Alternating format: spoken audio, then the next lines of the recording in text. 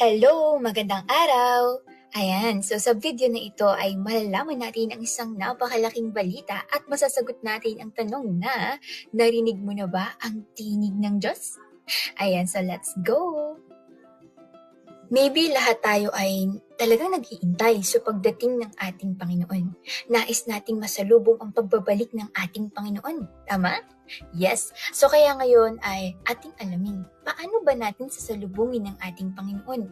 No? So actually maraming propesiya no, ang sinabi ng Panginoon na para masalubong natin siya ay dapat tayong tumuon sa pakikinig sa tinig ng Diyos. Ito yung pagbabasa sa kanyang mga salita at pagkilala sa kanyang mga bagong salita. Pero tinutukoy ng karamihang mga tao ay dapat daw ang Panginoon ay bababa sa mga ulap para masalubong natin siya at makikita natin siya sa dalawa nating mga mata. Actually, maraming propesiya sa Biblia ang sinasabi ng Panginoon na siya ay babalik bilang anak ng tao. No? So, ipinropesiya ng Panginoon ang pagdating ng anak ng tao. So, actually, mga kapatid, ang pagbabalik ng Panginoon ay napakalaking misteryo. Yes, so kaya ito'y sama-sama nating alamin. Sa katunayan, sinabi ng Panginoong Yesus, ngunit tungkol sa araw at oras na yaon, walang makakaalam, kahit ang mga anghel sa langit, kahit ang anak, kundi ang Ama lamang. Very clear, diba? Ang Diyos lamang ang nakakaalam ng tungkol sa kanyang pagbabalik. So dahil sinabi ito ng Panginoon, kaya maaari bang maging tumpak yung mga hula ng mga tao, anghel, tungkol sa pagbabalik ng Panginoon? Hindi. So, kaya mula dito, anong nais sabihin sa atin ng Panginoon? Nais sabihin sa atin ng Panginoon na doon tayo mag-focus sa kanyang sinasabi, doon sa kanyang mga salita. Kasi yun yung pinaka-accurate. No? Kaya ngayon, tingnan natin, anong sabi ng Panginoong Jesus? Sabi ng Panginoong Jesus, sapagkat gaya ng kidlat na kumikidlat sa silangan at nakikita hanggang sa kanluran, gayon din naman ang pagparito ng anak ng tao. Sapagkat gaya ng kidlat na kumikislap buhat sa isang panig ng silong ng langit, ay nagliliwanag hanggang sa kabilang panig ng silong ng langit. Gayon din naman ang anak ng tao sa kanyang kaarawan. Datapwat kailangan mo na siyang magbata ng maraming bagay at itakwil ng lahing ito. Mayroon pa akong maraming bagay na sa inyo ay sasabihin, ngunit ngayon ay hindi ninyo mga titiis. Gayunmay, kung siya ang espiritu ng katotohanan na dumating, ay papatnubayan niya kayo sa buong katotohanan. Narito, ako'y nakatayo sa pintuan at tumutuktok. Kung ang sino man ay duminig ng aking tinig at magbukas ng pinto, ako'y papasok sa kanya at hahapong kasalo niya at siya'y kasalo ko. Dinirinig ng aking mga tupa ang aking tinig at sila'y aking nakikilala at sila'y nagsisisunod sa akin. Amen po. Mula sa mga salita ng Panginoong Hesus, napakalinaw po mga kapatid, di ba? Na darating ang anak ng tao, paparito ang anak ng tao. Tumutukoy ito sa ikalawang pagbalik ng Panginoon kung saan siya ay isisilang muli bilang isang ordinaryong tao, magiging taong muli. At ang Diyos ay magiging tao upang magbigkas ng mga salita, magpahayag ng maraming mga katotohanan at akayin ang mga taong hinirang ng Diyos sa lahat ng katotohanan. Kaya naman, meron po akong katanungan para sa inyo mga kapatid. Alam mo na ba ngayon kung ano yung kahulugan ng anak ng tao? A. Pagiging tao muli ng Diyos. B. Ito ay tumutukoy sa spiritual na katawan. O letter C, hindi ko alam. Ano po ang iyong kasagutan? Pili na! Amen! Yes, ito ay tumutukoy sa pagiging tao muli ng Diyos. Kaya nang sinabi ng Panginoong Hesus na darating siya bilang isang anak ng tao, tumutukoy ito sa pagiging tao muli ng Diyos. Darating ang Diyos bilang isang ordinaryong tao. Kaya naman, paano natin masasalubong ang Panginoon sa kanyang pagpapalik? Tara alamin natin. Dahil ang anak ng tao ang dumarating, kaya walang sino man ang makakakilala sa itsura ng Diyos mula sa panlabas na anyo ng anak ng tao. Ang dapat na bigyang pansin ay ang matukoy ang tinig ng Diyos sa pamamagitan ng pakikinig sa mga pananalita ng anak ng tao. So ang nakikinig sa tinig ng Diyos at nagbubukas ng pinto para sa Panginoon ay siyang makakasalubong sa Panginoon. Siya ay magpapakita bilang isang anak ng tao. So ang Diyos ay magiging tao muli sa ikalawang pagkakataon at ipapahayag niya lahat ng katotohanan. So ang susi para sa atin na mahanap ang pagpapakita ng Panginoon ay mahanap natin kung nasaan ang mga bagong salita na ibinabahagi ng Diyos. At kapag nahanap natin ang mga bagong salita na binabahagi ng Diyos, so doon natin mapapatunayan na siya ay nakabalik na. So gaya nga ng sinabi rito, dahil dito, yamang hinahanap natin ang mga yapak ng Diyos. Dapat nating hanapin ang kalooban ng Diyos, ang mga salita ng Diyos, ang mga pagbigkas ng Diyos. Sapagkat kung saan man naroon ang mga bagong salita na binibigkas ng Diyos, naroon ang tinig ng Diyos. At kung saan man naroon ang mga yapak ng Diyos, naroon ang mga gawa ng Diyos. At kung saan man naroon ang mga pagpapahayag ng Diyos, doon nagpapakita ang Diyos. At kung saan man nagpapakita ang Diyos, doon umiiral ang katotohanan, ang daan at ang buhay. So kaya naririnig ng mga tupa ng Diyos ang tinig ng Diyos, at ang tinig na ito ay tumutukoy sa mga bagong salita ng Diyos. Kaya para masalubong natin ang pagbabalik ng Panginoon, dapat nating mabasa ang kanyang mga bagong salita. Kaya mga kapatid, meron pa akong katanungan sa inyo.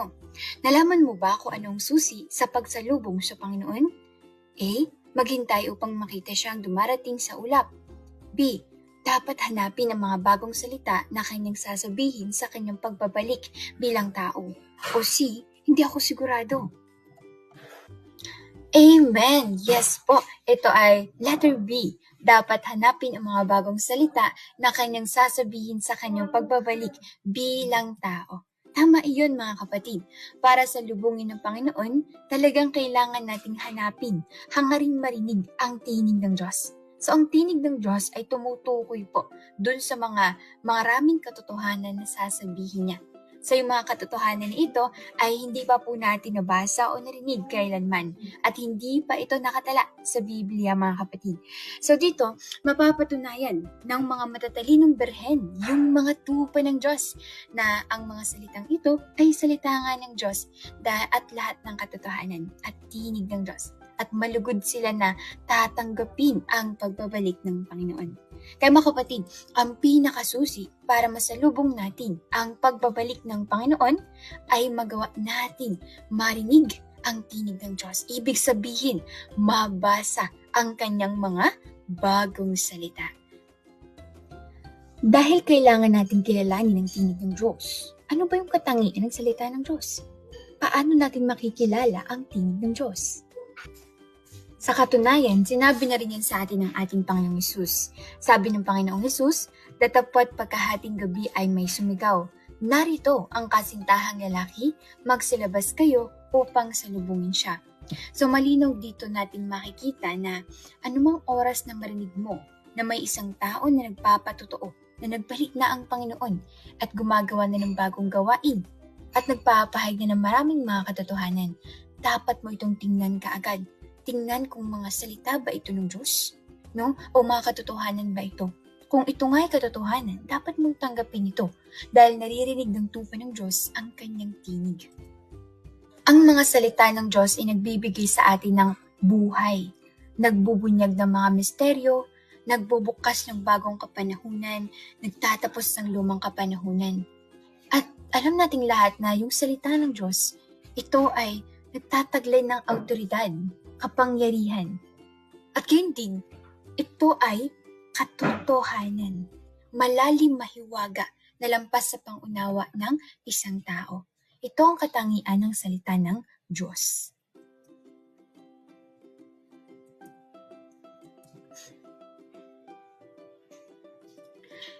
Kaya ating tandaan na upang masalubong ang pagbabalik ng Panginoon, ito ang susi.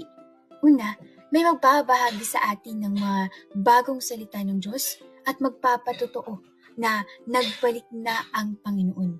Dapat tayong makinig ng mabuti sa mga salita ng Diyos. Kaya ating tandaan na upang masalubong ang pagbabalik ng Panginoon, ito ang susi. Una, May magbabahagi sa atin ng mga bagong salita ng Diyos at magpapatotoo na nagbalik na ang Panginoon. Dapat tayong makinig ng mabuti sa mga salita ng Diyos na ibabahagi sa atin. Kilalanin natin, mga salita ba talaga ito ng Diyos? Dahil ang tupa ng Diyos ay nakikinig sa kanyang tinig. Dapat nating mapagpakumbaba at bukas puso na saliksikin ito. No? At huwag mapagmataas dahil isa lamang tayong nilalang ng Diyos. So, yung salita ng Diyos, may karunungan, puno ng kapangyarihan at autoridad. Nagpapahayag ng sariling iniisip, disposisyon at pagmamahal at galit at alaga at pagmamalasakit ng pagka-Diyos. Sa katunayan, ngayon, mayroong isang anak ng tao na nagsalita na sa loob ng maraming taon. Nagpahayag na siya ng napakaraming katotohanan. Marami ng taong nakabasa sa mga salitang ito at nadama talaga nila na pagbigkas ito ng banal na espiritu at tinig ng Diyos. Kaya nakumpirma nila na ang anak ng tao na ito na nagpapahayag ng katotohanan ay ang nagbalik na Panginoong Hesus. Siya ang makapangyarihang Diyos sa katawang tao. Yes, tama ka nang narinig. Ito yung magandang balita. Ang ating Panginoon ay nagbalik na. Yes, ang Panginoon ay nagbalik na. Ang pinakamagandang balita ay, ang Diyos ay bumalik na. Lihim siyang dumating dito sa mundo. Bumalik na siya at binibigkas ang kanyang mga bagong salita. Isinasagawa ang gawain ng pagdadalisay dito sa lupa. Yes, nagbalik na ang ating Panginoon. Ngayon ay kikilalanin natin ang mga salita ng Diyos. Kaya naman, ngayon ay buksan ang puso at isipan natin, tanggapin ang mga salita ng Diyos. Yes, gaya nga ng sinabi sa Hebreo 3:15, kapag narinig din nyo ngayon ang tinig ng Diyos, iyang inyong puso'y huwag patigasin, tulad nung kayo'y maghimagsik sa Diyos. Kaya ngayon, kilalanin natin ang mga bagong salita ng ating Diyos.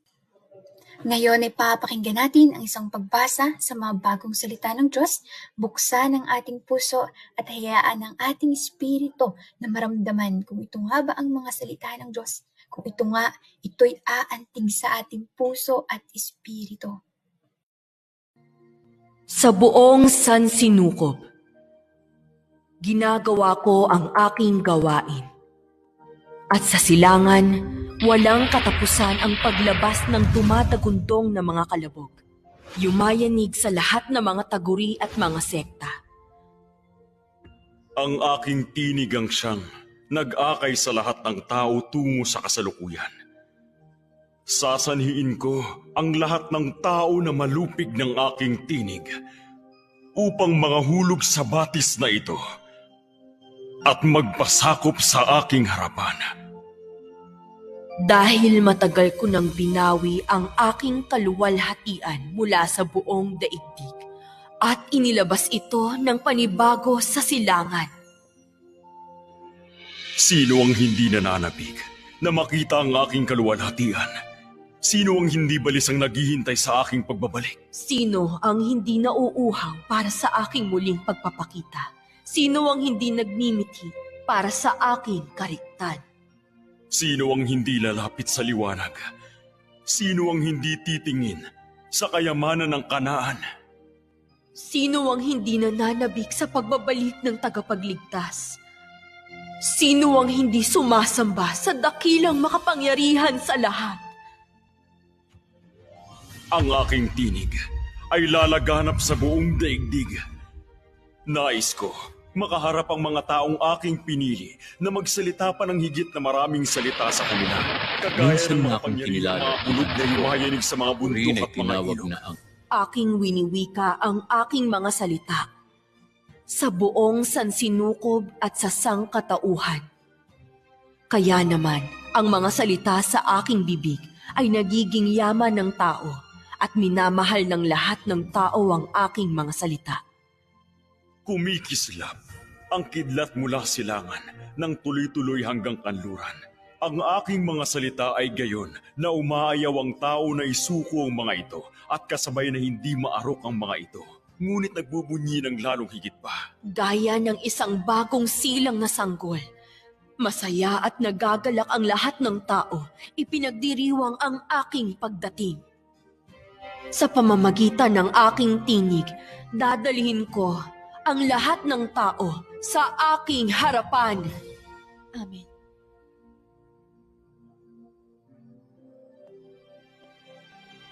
Mula roon, formal akong papasok sa takbuhan ng mga tao nang sa gayon ay lalapit sila para sambahin ako. Sa pamamagitan ng kaluwalhatian na aking pinasisinag at ng mga salita sa aking bibig, aking gagawin ito na anupat ang lahat ng mga tao ay lumalapit sa harapan ko. At makikita na kumikislap ang kidlat mula sa silangan. At nakababa na rin ako sa bundok ng mga olivo ng silangan. Makikita nila na matagal na akong nasa daigdig.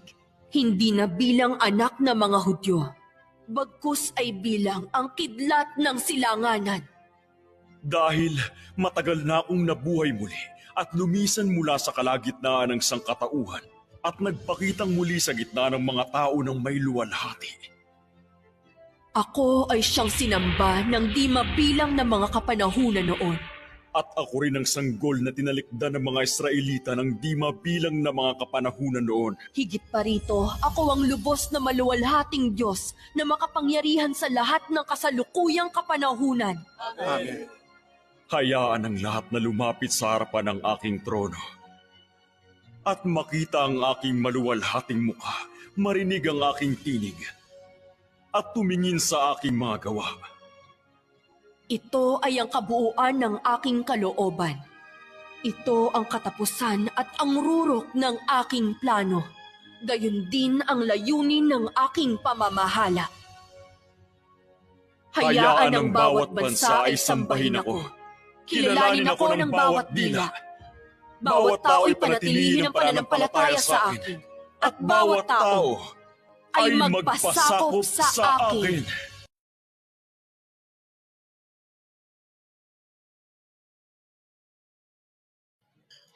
Amen! Wow! Yes! Talagang naramdaman natin yung autoridad at kapangyarihan ng mga salitang ito. Ito na ang mga bagong salita ng ating Diyos. Ito ang nagpatunay na ang Diyos ay nagbalik na at bumigkas na ng napakaraming mga bagong salita. Ikaw po, ano ang naramdaman mo pagkatapos mabasa ang mga bagong salita ng Diyos? Pwede ka magbahagi. Amen. Malinaw na ang bawat salita ng makapangyarihang Diyos ay nagdadala talaga ng autoridad, kapangyarihan, iayanig yung puso ng tao hanggang sa ugat nito. Bukod sa Diyos, sino pa ang makapagsasalita ng mga salitang ito? Sino ang makapagbibigay sa sangkatauhan ng pagpapahayag ng layunin ng Diyos na iligtas ang sangkatauhan? Sino ang maaaring makapagpahayag sa buong sangkatauhan ng maaga na kasing liwanag ng araw sa plano ng Diyos para sa kanyang gawain sa mga huling araw at ang kahihinatnan at destinasyon ng sangkatauhan? Sino ang maaaring taimtim na magpahayag sa sansinukob ng atas administratibo ng Diyos? Bukod sa Diyos, walang ibang makakagawa nito.